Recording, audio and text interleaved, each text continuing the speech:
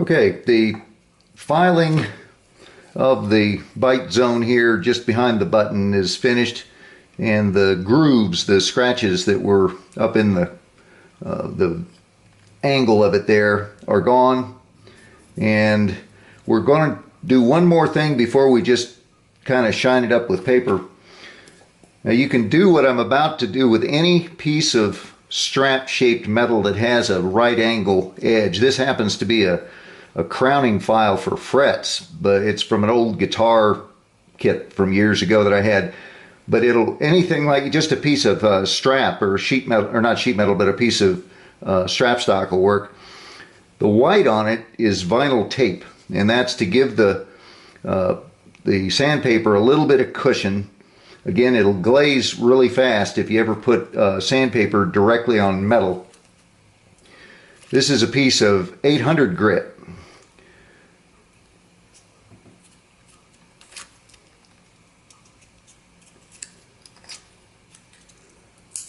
Fold it over like so, and you'll have a clean 90-degree edge.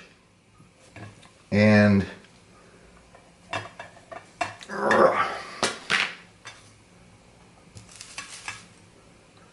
a bit of water, because it's waterproof sandpaper. It'll keep the dust down as well as keep the particles in solution so the paper doesn't load up so fast.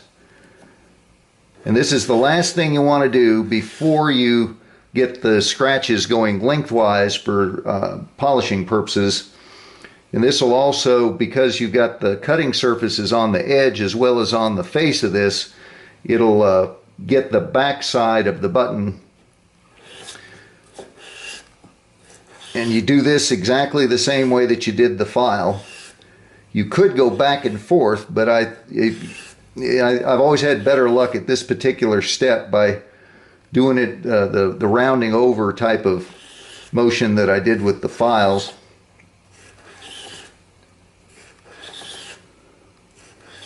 And the reason this is the next to the last step is this is going to put scratches that are 90 degrees to the long axis of the stem, and if you were to try to shine it, that the buffer will just make those grooves deeper, and you won't get a glassy shine, you'll get ripples. Now I'm putting a fair amount of pressure up against the back of the button at the same time I'm doing this, so that it's cutting in two directions at one time, not just straight down. I wish there was some way I could have a biofeedback helmet you guys could wear to feel what my hands are feeling when I do these tasks, because there's quite a lot of twisting and pushing and stuff going on that is not apparent to somebody who's just casually watching. But the only real world solution for that is just do it yourself and learn how it works. You have to develop your own sensations to go with this. So there we go. That area is now ready. Well, rather the entire stem is now ready to put lengthwise scratches on with paper. We'll hit it once with, I think, 400 and then with a bit of 600, and that should take care of the whole deal here. Maybe I might dress that a little bit, but okay, for that I use for the final sanding, we're back to these nail boards. They're cushioned. They're stiff plastic with a layer of foam on each side in an abrasive material. And here's the technique. Just push it over, get a crease in it, fold it like so, over like that, and you're good to go. Now, if I go all the way up to bumping this, then the scratches that were put in that direction will now be going this way, and it'll shine. And don't worry too much about the slope here. We're going to deal with that as a separate thing. Make sure whatever you do, you don't drag this over the sharp edge on the front, because that would be a disaster. Keep your thumb and your index finger here just over the edge to prevent that from happening.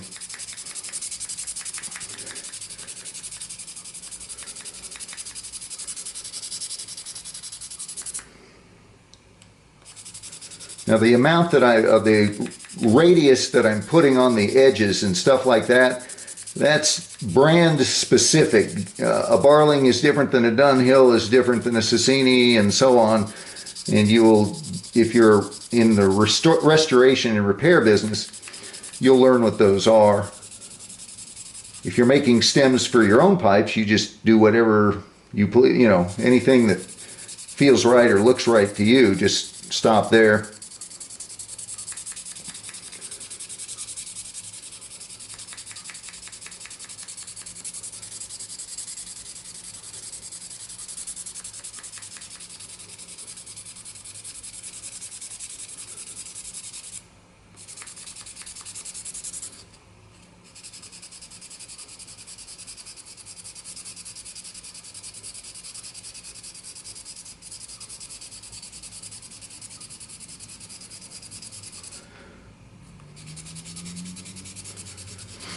Okay, I can actually see a slight dimple where I didn't want one, which is right at the base of the slope here. So we're going to dig a little bit.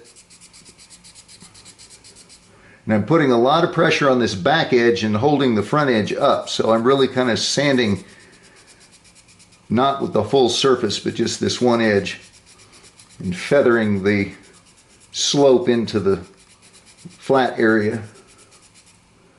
And that's pretty close. Same thing on the other side.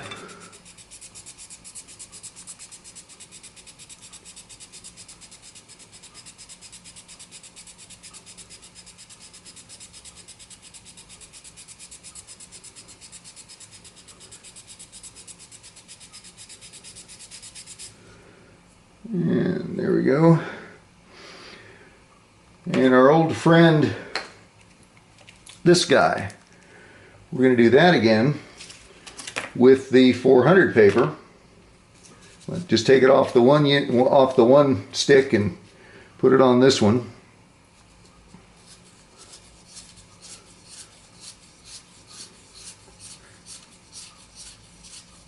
I'm using my left thumb as a brace so that it can't possibly go past. If you roll that past this sharp rise, the end of the cylinder part, you'll round that and it looks terrible and you can't go back. So use your thumb as a bumper, a stop. And hold the stick level but roll the pipe, because there's a radius from side to side. Don't try to do this number, it'd drive you crazy. Just have your left hand gently rock the pipe from side to side while your right hand is doing this spin and twist motion.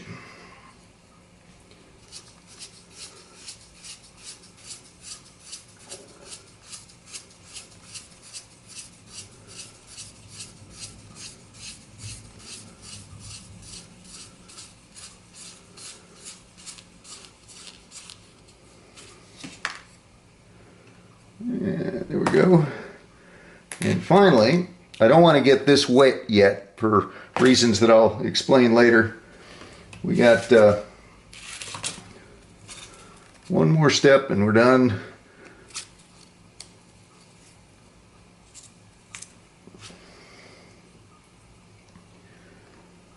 You have to be very careful here. You do not want to round this over or this back edge here.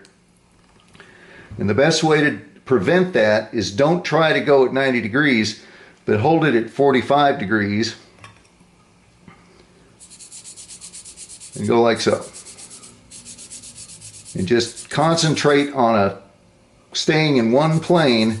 It's almost like you want your arm to just go like a machine, and then all of the movement is in your left hand and rolling the stem between your fingers, and raise your elbow a little bit. And then when you shift position, you just index it forward, so to speak. It takes a bit of practice to avoid putting flat spots on doing this, but it's not as hard as it looks. You just move it in a smooth rotary motion while you're sanding, and This is one of those things that looks like it would be trickier than it is. There's some other stuff that looks easy and is not, but this is no big deal. Just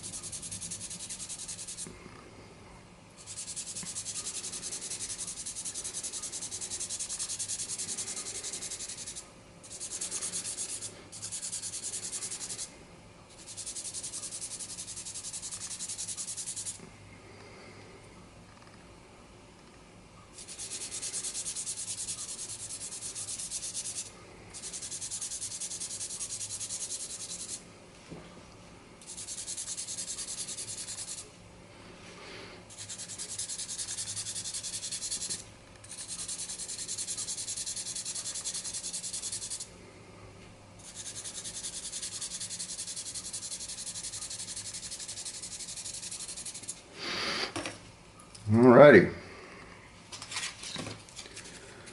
And a final touch with some, oh gosh, what'll work?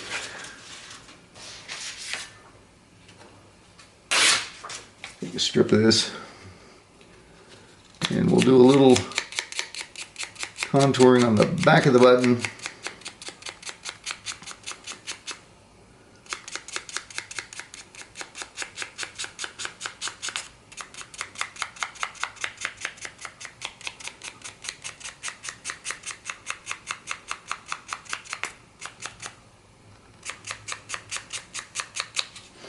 Okay, we are ready to give it a shine, and then we're going to bend it and have to sand it and shine it again. There's something that in the trade is known as zombie scratches, that you can shine something, a vulcanite, to glass, and then if you heat it with like a candle or an alcohol flame or a hot air gun, heat it and let it cool, you'll see some scratches again.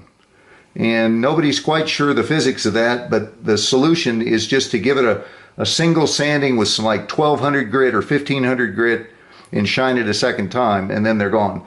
So even though we're going to shine this up and then bend it, we're going to have to sand it one more time, well, just lightly, with a fine paper, and then shine it a final time, and the stem will be done. So that is it. And I will see you at the buffer.